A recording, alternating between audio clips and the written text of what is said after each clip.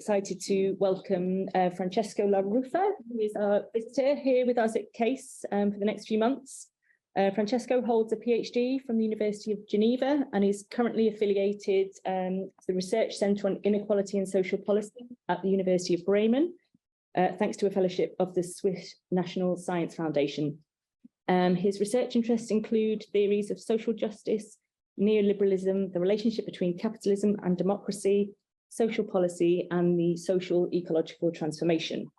And he's going to talk to us today about investing in social inclusion, sorry, not exclusion, paradoxes and dilemmas of social investment.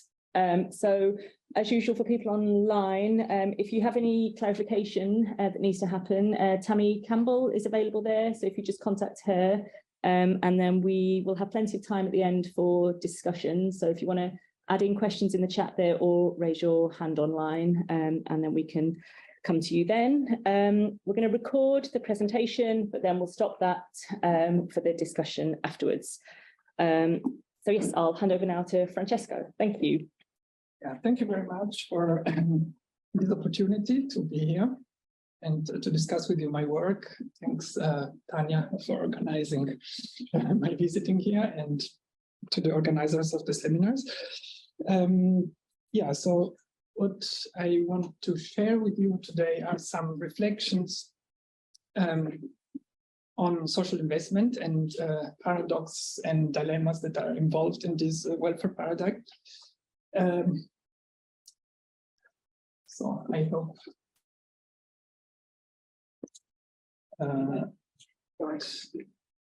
yeah, it works there. Yeah, perfect. Yeah, thank you. You hear me well? Yeah.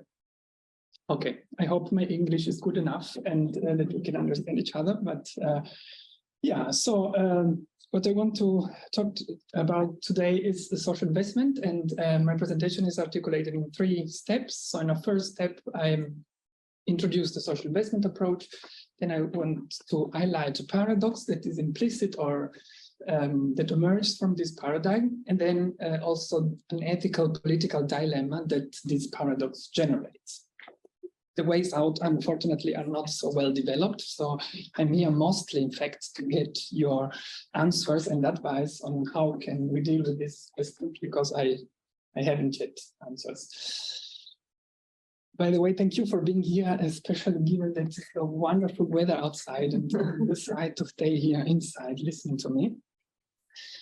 So social investment, maybe you are familiar with this approach, is a new, relatively new idea of framing social policies and the welfare state. And the basic idea is that social policies should be not seen as expenditures, or not only as expenditures, but mostly as investments that have a social return for sure, but also an economic return.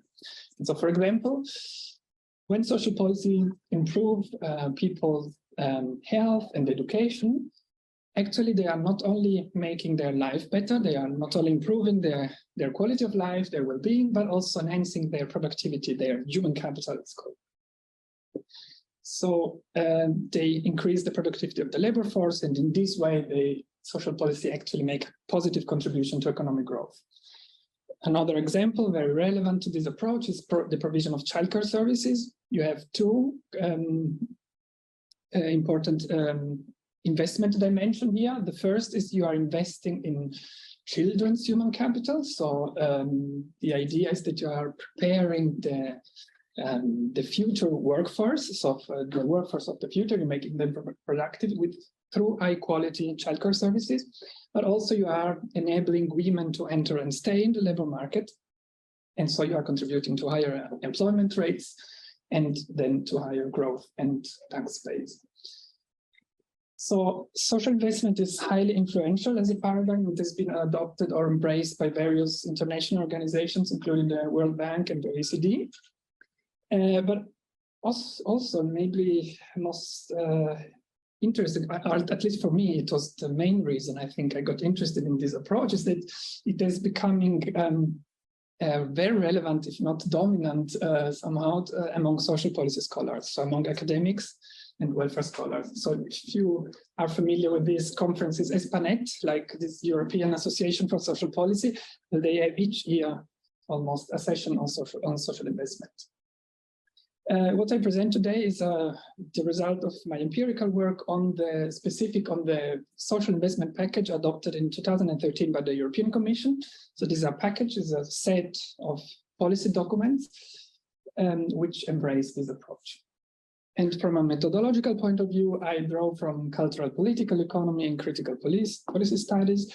And here it's very briefly, the assumption is that it's important to look at these policy documents and to study the discourse, because discourse is not just a description, a neutral description of social reality, but it always contributes to co-construct reality. So of course, there is some real stuff out there, but also it's in social sciences, we should never take it for granted that there is something objective outside, but that always meaning is co-constructed through language.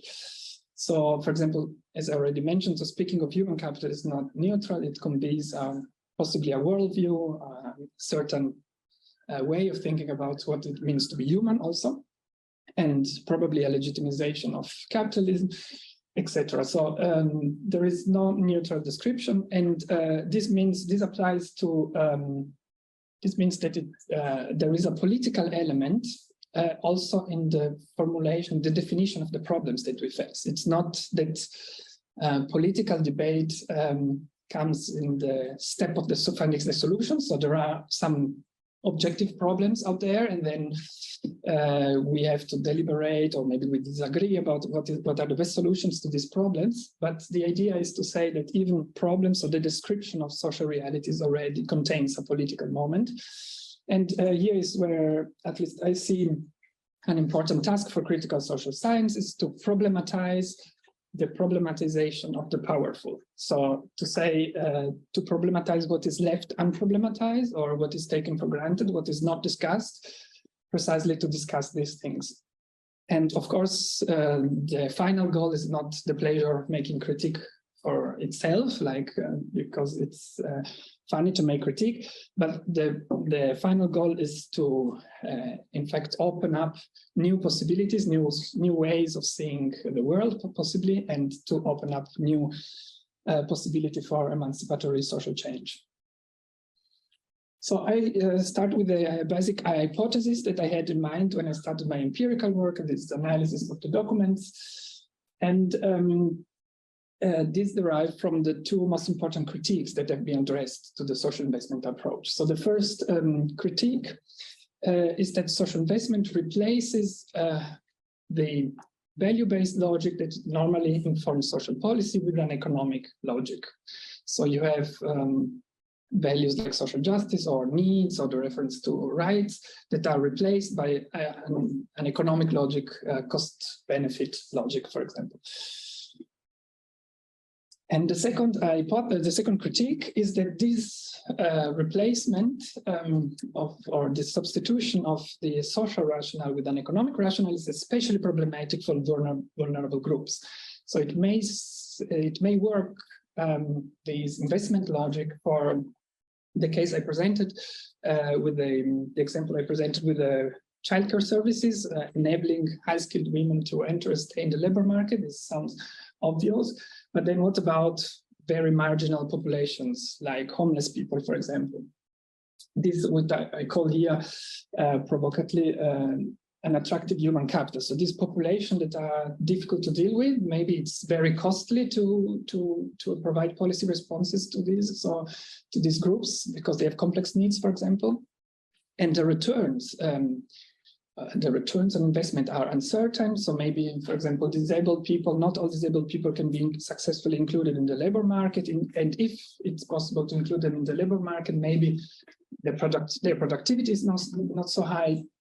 So you have maybe low economic returns. So it seems this hypothesis suggests that, or this critique suggests that at least for these very vulnerable groups, we would still need the social justice rationale, the logic of rights, the logic of needs. Okay, so I turn now to some results of the analysis. And I show you this. This is taken from the document, from one document of the European Commission. And I found it very beautiful to explain how it works. This is logic. So you have here age, people's age, and here the rate of return to investment in human capital. And this figure suggests that, in fact, it's better to invest early in people rather than late. So you have here investments in children, very young children, 0-3, preschool children. This is the best investment you can do. This is based also on research from cognitive psychology that shows that the most important developments of human brain happen during this phase of human life. Then it's too late. So, and this is interesting. So it means that, for example, here you are dealing with problems such as school dropout or with young people leaving school earlier. Very costly, very difficult. So these people already smoke cannabis and these kind of problems. And here, even worse, you have already unemployed people or criminals or very difficult people to deal with. They have to reintegrate in society or in the labor market through very costly interventions and with an uncertain outcome. So it's not clear that you are able in the end to reskill or upskill them and make them productive again. So you have this decreasing return. So you already see that it's very economic driven way of thinking. Children are conceived as the future labor force. But what you also see is that social problems somehow are identified with, or they cause, they are related, put in relation with economic costs. And so this is what I found most interesting or more striking about this approach is that, in fact, you have in these documents a very careful quantification of the economic costs of social problems. So problems such as crime, unemployment, or homelessness, and these documents quantify this cost in terms of, you see, foregone economic activity, lost wages, lost productivity, lost tax revenues, etc., healthcare costs, crime costs, etc. And equally relevant is that policies that contrast these social problems have an economic return, so they can be considered investments. Without going into the details of this table, I just wanted to show you here. What I did is this table compares the definition of homelessness in various European initiatives, so at European level in the field of homelessness. And you see, so there are different factors, for example, including the European Parliament. But the point I want to emphasize is that all these definitions are quite close to one another. So you see this sentence is repeated very often. Homelessness represents a severe form of poverty and social exclusion. And then you have the language, it's used the language of human rights. So it represents a violation of fundamental human rights, a grave injustice, so the language of justice, the language of human rights and of human dignity. Yeah, an acceptable violation of human dignity. And this is taken by all these different actors. And then the last one is the European Commission in the document, specific document on homelessness in this social investment package. And you see the Commission somehow takes again this recurring definition. Homelessness is an extreme manifestation of poverty and social exclusion. But then there is a shift, no longer the language of rights, no longer the language of justice or dignity, but homelessness reduces a person's productive potential and is a waste of human capital. So that's the shift that is taking place with social investment. Here are some more quotations just to show you from the documents, so just to show you how really monetarized. So you see the quantification, it's like how much homeless people cost for society, very specific, and also the savings that are generated when you have policies that prevent homelessness or reduce homelessness. So the conclusion that the Commission reaches is homeless policies are good examples of investments with high rate of returns. And what I want to emphasize here is that this is not just a discourse. So what I was saying about discourse is interesting in itself, but it also that discourse has a productive potential. I think scholars say performativity, refer to performativity to say when the language actually then generates also reality. And this is the the case. I don't know if you are familiar with social impact bonds. So I decided here to put, so the quantity here, the quantities are invented. It's not a real case, but it's just to show how it functions, because it's a little bit complicated. But I think what is interesting also is that the first homelessness social impact bond was developed here in London. So how does it work? Here we have no intervention for homeless people.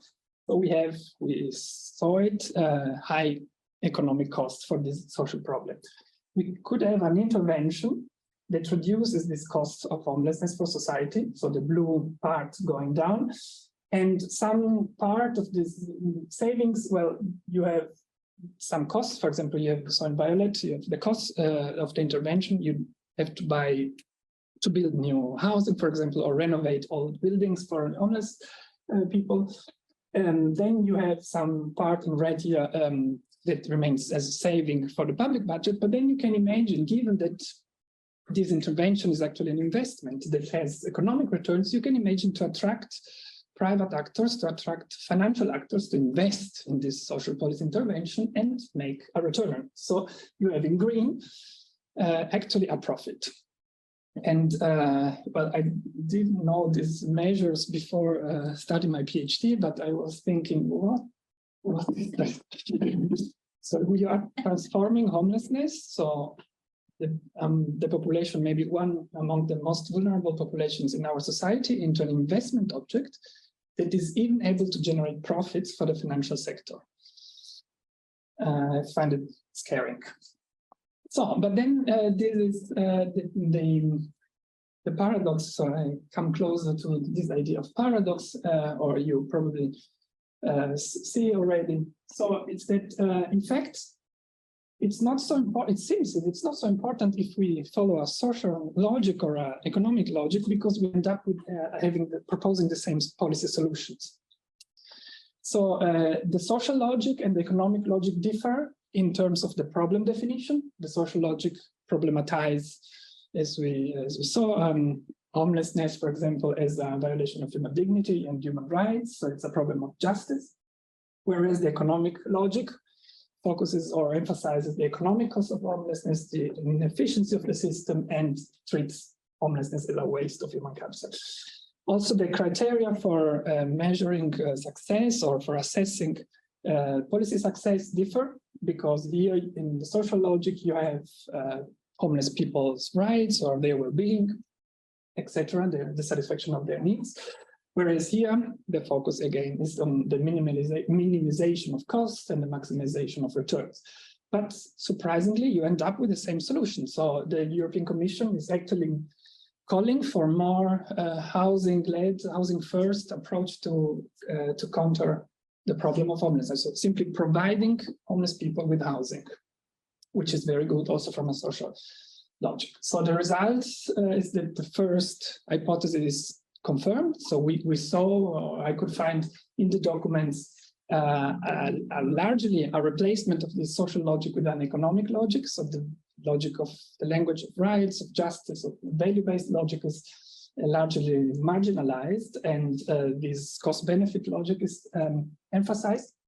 But the second hypothesis is rejected because, in fact, this economic logic is used also to justify general social policy for vulnerable groups. So it does not lead to an increase, necessarily lead to an increase in inequalities or marginalization, because you have this more general social policy. Are you still with me? I'm too fast. My English is okay. So yeah, so you see already the paradox. It's already there, but I wanted to elaborate a little bit more on this using a framework proposed by Schmank and Volkmann. They're two German scholars, which build on Niklas Luhmann's theory. I'm not a fan of, if you're familiar with this, as a kind of strange sociological theory, but still I find it interesting how these two authors use Luhmann's theory. So for Luhmann, modern society is a complex society, And a complex society meaning there are different social systems, and each social system works according to its own specific logic. Each social system has its own goals and functions in society. So, for example, healthcare, if you go to an hospital, well, the goal of healthcare is providing healthcare, and they don't care about, I don't know, education, for example. If you go to school, well, there you find another logic, other goals. And Szymank and Folkman suggest that we can identify 5 degrees of economization, defined as the extension of the economic logic to non-economic domains. So at the first level, you have no economization at all. So each social system is autonomous, it functions according to its own logic, and economic principles play no role. So, for example, if in the healthcare example, the only relevant criterion is the patient is sick, is ill, he needs, or he or she needs a treatment, and we have to do this therapy, for example. At this level, level 2, you have a weak form of economization in the form of cost consciousness, so, and as a should expectation. So the principle here says, if you can, and you should try to minimize costs if possible. But the principle and the function remains healthcare. So the main criterion remains this one. It's just, for example, if you have the choice between 2 equally good treatments, then please, if possible, choose the cheaper one. At the third level, you have a strong form of economization, always with this logic of cost minimization, but in this case, it becomes a must expectation. So you must reduce costs, and this undermines the function of the system. So it can happen then that even if treatment would be necessary, this patient does not get because of reasons of costs, because it's too expensive. Then you have this undermining of autonomy. And then at level 4, you have a different logic. It's no longer the logic of cost minimization, but it comes into play is the logic of profit maximization. So a different level, higher form of economization, because it's no longer about trying to reduce costs, but it's about profits. This means, but still as a second principle after the original principle. So healthcare, it's still about healthcare, but together with providing healthcare, hospitals should, if possible, so here again, this is a should expectation, if possible, hospitals should also deliver some profits. And then the highest level of economization is reached when autonomy is completely lost. So healthcare, for example, is no longer about providing healthcare, but it's just about profit maximization as a must, as an imperative expectation. It becomes the primary goal, and this loss of autonomy is also linked to an inversion of means and ends. It means, in the case of healthcare, healthcare is still provided, of course, but it's no longer the final end of the system. It becomes a means for profits, which becomes the end. So the paradox here that social investment allows me to highlight is actually a broader theater maybe of neoliberal societies, because I found similar, or I'm working right now in my postdoc project on the environmental issues, and you find similar parallels, like investing in green growth, green technology becomes an investment. You have green bonds, which kind of resonate social impact bonds. So the logic is similar also for the ecological transition.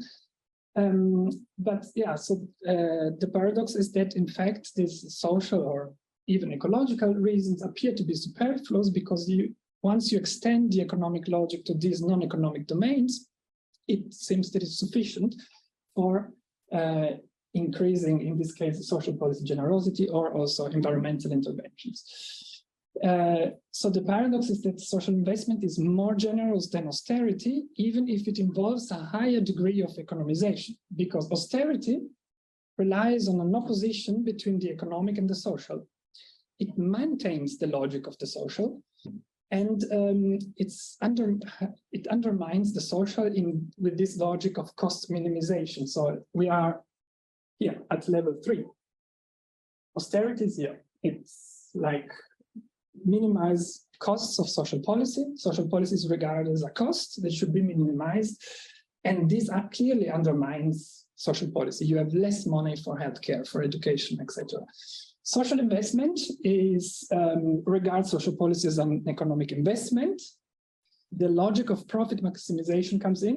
We saw with the social impact bonds, even not just at discourse level, but even concretely in reality, you have policies for homeless people that become source of profits and financial returns. So we are at this level or this level, so a higher level of economization, but which leads to more general social policy because we have more money for investing in health and education. We have more money for investing in policies for homeless people.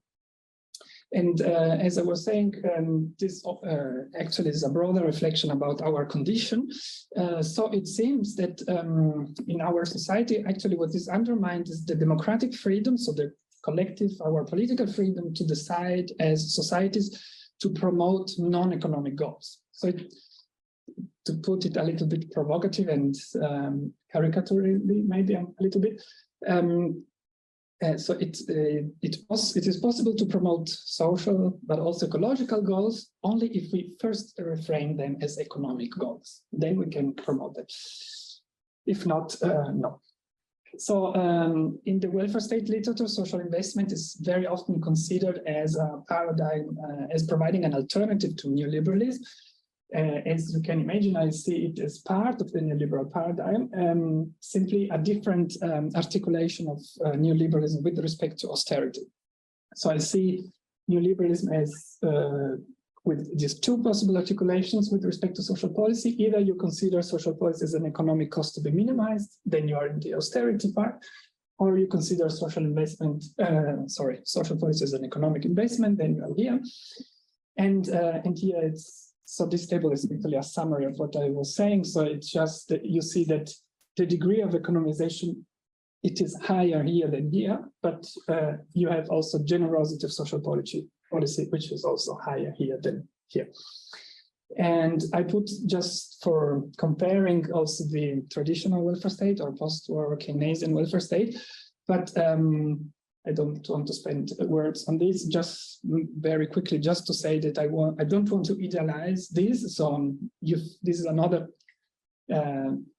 issue you find very often in the social policy literature, that is people criticizing neoliberals, then they have this kind of nostalgia for this period. I think French scholars even call it les 30 glorieuses, donc the 30s, the glorious 30s.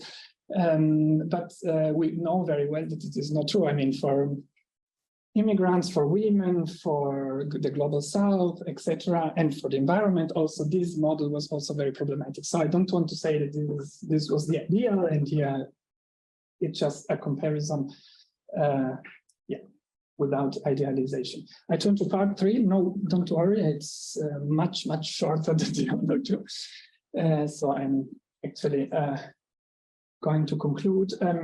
So the point is that I want to discuss with you is that this paradox that I highlighted, the economization paradox, actually generates also a dilemma, an ethical political dilemma for progressive actors in general, but also specifically, I think, for academics, for welfare scholars. Because in fact, social investment, as I was saying at the beginning, is really prominent among academic debates. And these scholars supporting this perspective, actually, they want to promote social justice in the end. No? They want more policies for homeless people. They want more money for health and education.